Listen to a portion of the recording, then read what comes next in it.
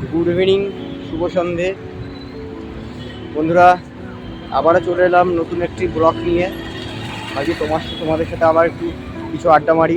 কিছু এই ব্লগটা সম্পূর্ণ আলাদা ব্লগ হবে, তার কারণ নতুন কিছু টিপস নিয়ে তোমাদের সাথে শেয়ার করব।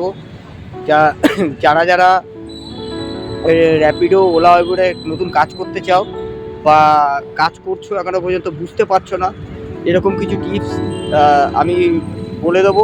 তোমরা সেইভাবে কাজ করলে তোমরা মোটামুটি 12 থেকে 1400 টাকা আর্নিং করতে পারবে।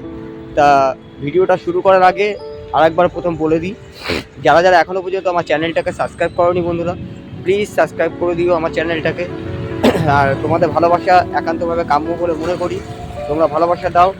ভিডিওটি ভালো লাগলে please please please like, comment, share, subscribe করে দিও। চলো, তোমাদের ভাই নতুন একটা টিপস নিয়ে তোমাদের সাথে হাজির হয়েছে। প্রথমে বলে দিই বন্ধুরা, আজকে সোমবার,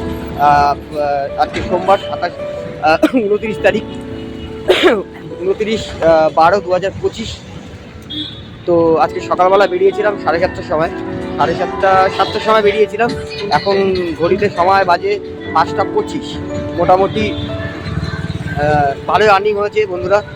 আজকে আমি আর্নিং করেছি প্রায় 1400-1450 টাকা মতো আর্নিং করেছি। উবেরের সব থেকে বেশি কাজ করেছি আজকে বন্ধুরা। উবের যেহেতু 10 টাকা পার কিলোমিটার দিচ্ছে, সেহেতু আমরা সব মোটামুটি প্রায় রাইডাররা উবেরেই কাজ করছি। এটাই স্বাভাবিক, যে কোম্পানি যত বেশি টাকা দেবে সে কোম্পানির সাথেই আমরা কাজ করব, সেই কোম্পানির সাথে কাজ করার জন্য আমরা আগ্রহ। তো যাই হোক, কাজ করেছিলাম উবেরে প্রায় 900-950 টাকা কাজ করেছি। র্যাপিডোতে 300 টাকার কাজ করেছি, আর বাদ বাকি ইনড্রাইভে কাজ করেছি। তো বন্ধুরা, এখন আপাতত কাজ এখানে স্টপ করলাম, বাড়ির পাশে চলে এসেছি। আমার এখান থেকে বাড়ি প্রায় 600 মিটার দূরে। এই যে দেখতে পাচ্ছেন আমার গাড়ি, আমার ধন্য। আর আমি কাজ করি বন্ধুরা SP 125, যাতে তেলটা ভালো থাকে, মানে গাড়ির সার্ভিসটা ভালো দেয়, তেল সার্ভিসটা, তাতে র্যাপিডো, ওলা, উবের কাজ করে অনেক সুবিধা। যাই হোক, কথা না বাড়িয়ে মেন কথায় আসি। কথাটা হলো গিয়ে, যারা ভাবছো বন্ধুরা এখনও পর্যন্ত যে নতুন করে মানে নতুন ওলা উবেরে কাজ করবে, র্যাপিডো, ইনড্রাইভ এগুলোতে কাজ করবে, কাজ করতেই পারো, ভালো কাজ এটা। এই কাজটা খুবই ভালো, কিন্তু সাবধানে তোমরা গাড়ি চালাবে। 1 নম্বর পয়েন্ট, তোমরা কীভাবে র্যাপিডো করবে, মানে অ্যাকসেপ্ট করবে। যখন কোনো কাস্টমার রিকোয়েস্ট করবে তখন সবার ফোনেই চলে যাবে। র্যাপিডোর সিস্টেমটা বন্ধুরা এরকমই, যে একটা কাস্টমার যদি রিকোয়েস্ট পাঠায় যে ড্রাইভিংয়ের, তো হচ্ছে গিয়ে বুকিং যদি পাঠায়, মোটামুটি 2 থেকে 2.5 কিলোমিটারের আশেপাশে যত রাইডার আছে, তাতে 100 থাকুক, 200 থাকুক, 300 থাকুক বা একজন থাকুক, তাদের কাছে গিয়ে পৌঁছবে। এবারে যে আগে র্যাপিডোতে সুইচটা টিপ দেবে, মানে যে আগে বুকিংটা অ্যাকসেপ্ট করবে, মানে এটা হচ্ছে গিয়ে যত তাড়াতাড়ি টাচ করবে তত তাড়াতাড়ি, মানে সেই একমাত্র আগে ওটা রিসিভ করতে পারবে, মানে বুকিংটা পেয়ে যাবে। বোঝাতে পারলাম? এটা হলো র্যাপিডোর ক্ষেত্রে। ইনড্রাইভের ক্ষেত্রে বলি, ইনড্রাইভে কোম্পানি একটা ফেয়ার মেরে দেয়, যে 5 কিলোমিটার যাবে 50 টাকা বা 40 টাকা মেরে দেয়। এবারে সেখানে দুবার মানে আরও বেশি ফেয়ার মারা যায়, মানে আমরাও পছন্দ মতো ফেয়ার মারতে পারি।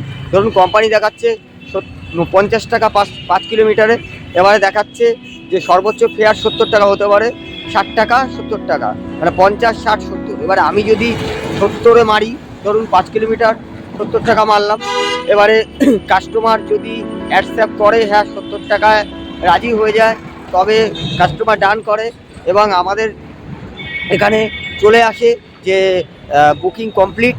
আমাদের ছুটে যেতে হয়, যেখানে লোকেশন থাকে সেখানে কাস্টমারকে রিসিভ করে নিয়ে তারপরে ম্যাপ অন করে ডেলিভারি কমপ্লিট করে দেওয়া যায়, মানে প্যাসেঞ্জারকে করা যায়, ড্রপ করা যায়। এটা হলো ইনড্রাইভের ক্ষেত্রে বন্ধুরা। আর মেন কথা হলো উবেরে তো এখন 10 টাকা করে কিলোমিটার দিচ্ছে প্রত্যেক প্রায় ভিডিওতে আমি বলে থাকি, দেখতে আগের ভিডিওগুলো দেখেছো আমার, বলেছি 10 টাকা পার কিলোমিটার। তো তোমরাও দেখে নেবে, যাচাই করে নেবে। 10 টাকা পার কিলোমিটার উবেরে দিচ্ছে। তো উবেরে আসে কি, ওপরে একটা হেডলাইট আসে, এরকম বড় একটা চার্ট আসে, ওপরে একটা ছোট করে হেডলাইট আসে যে আমার এখান থেকে পিক আপ লোকেশন 1.2 কিলোমিটার। এবারে কাস্টমার আছে, সেখানে অ্যাড্রেস দেওয়া থাকে, কাস্টমার যেখানে থাকে সেখানে অ্যাড্রেস।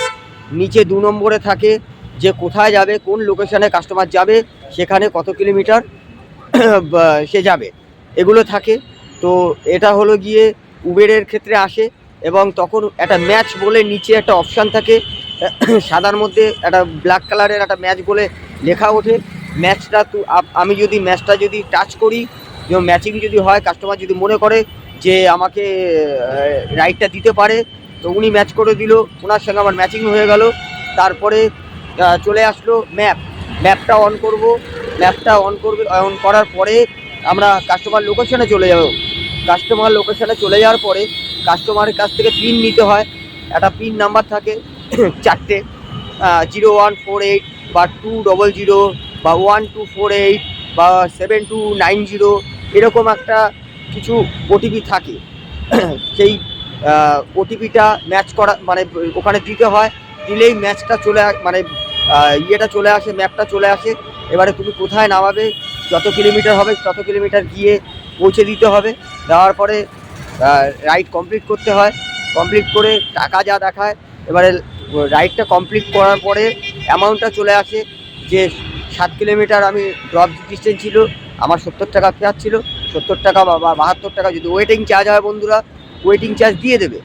ওয়েটিং চার্জ হলে ওয়েটিং চার্জ দিয়ে দেবে। 1.5 টাকা হোক, 2 টাকা হোক, 5 টাকা হোক, যেরকম কোম্পানির ওয়েটিং চার্জ হয় ওয়েটিং চার্জ দিয়ে দেবে। সেই হিসাবে ওয়েটিং চার্জ নিয়ে আরেকটু বেড়ে যাবে। 70 টাকা হলে ওয়েটিং চার্জ হলে 75 টাকা হয়ে যাবে বা 80 টাকা হয়ে যাবে। কাস্টমার যেরকমভাবে লেট করাবে, যেরকম ওয়েট করাবে, সেরকম পয়সা বাড়বে। তো এই হলো ব্যাপার। কাজ করতে পারো বন্ধুরা, তোমরা সবাই কাজ করতে পারো, কাজটা ভালো কাজ। কিন্তু একটা কথা বলে দিই বন্ধুরা, কাজ করলে হবে না। এই যে রাস্তাঘাট দেখতে পাচ্ছ, মেন রোড, এখান থেকে যেমন এই বাইপাস রোডগুলো কী হয়, খুব ভয়ানক। গাড়ি দেখে শুনে চালাতে হবে, সাবধানে চালাতে হবে। মেন ব্যাপার হচ্ছে গিয়ে ট্রাফিক আইন মেনে চলতে হবে। ট্রাফিকে যেখানে এমন জায়গা আছে 40-এ গাড়ি চালাতে হবে, এমন জায়গা, এমন রোড আছে সেখানে 50-এ গাড়ি চালাতে হবে, এমন রোড আছে সেখানে 60 পর্যন্ত লিমিটেড আছে। তো তোমরা ট্রাফিক আইন মেনে চলো, নিজেকে সুরক্ষিত রাখো। এবং তোমার পিছনে যিনি বসে আছেন তিনি কিন্তু একটা কর্মক্ষেত্রে একটা কোথাও যাচ্ছে, তার ভূমিকা কিন্তু অনেক বড়।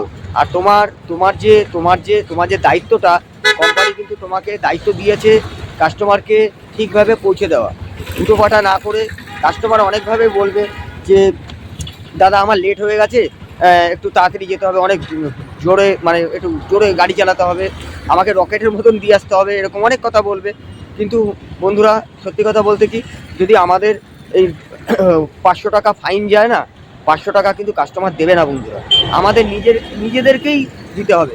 দেখো তুমি সারাদিনে কাজ করছো, 1000 টাকার কাজ করছো সারাদিনে, এবারে 1000 টাকা যদি কাজ করো, যদি 500 টাকা তোমাকে পার ডে তোমাকে যদি দিয়ে দিতে হয়, ফাইন দিতে হয়, তাহলে 500 টাকার মধ্যে যদি থাকে, 1000 টাকার মধ্যে 500 টাকা চলে গেলে 500 টাকা থাকে।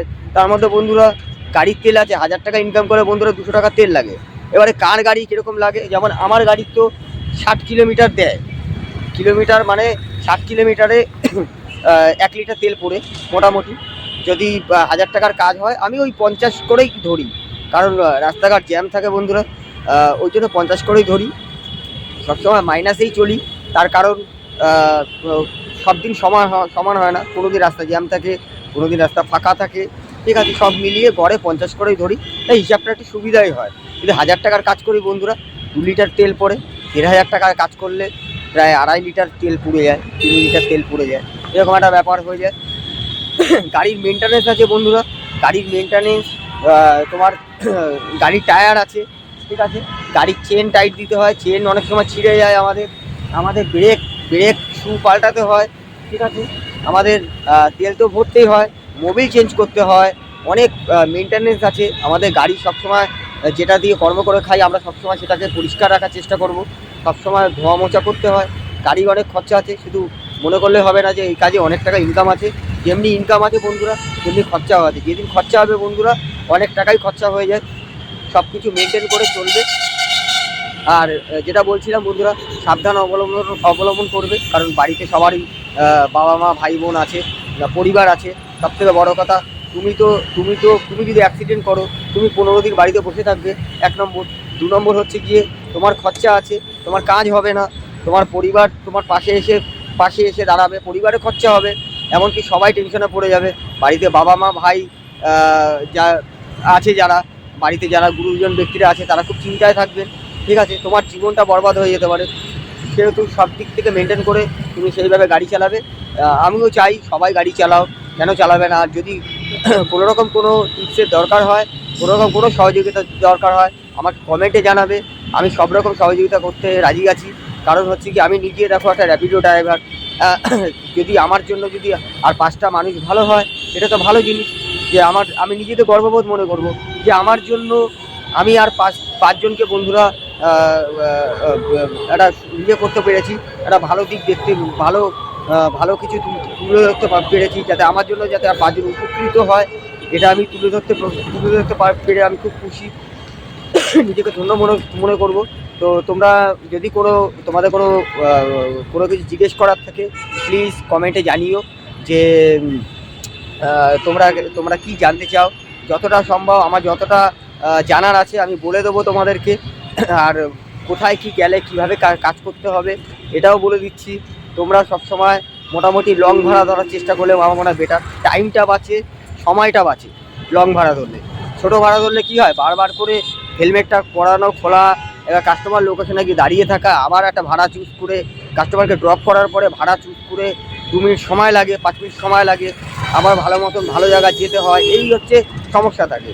লং ভাড়া 200-250 টাকার ভাড়া ধরলে, 20-22 কিলোমিটার ভাড়া ধরলে কী হয় বন্ধুরা, অন্তত 1টা ঘন্টা মোটামুটি নিশ্চিন্ত থাকা যায় যে না, আমি 1টা ঘন্টা আমাকে ওয়েট করতে হবে না, সময়টা নষ্ট হবে না, 1টা ঘন্টা আমি গাড়ি চালাবো, কাস্টমারকে ড্রপ করবো আমি, নাহলে তারপরে গিয়ে 2 মিনিট আমি ওয়েট করবো।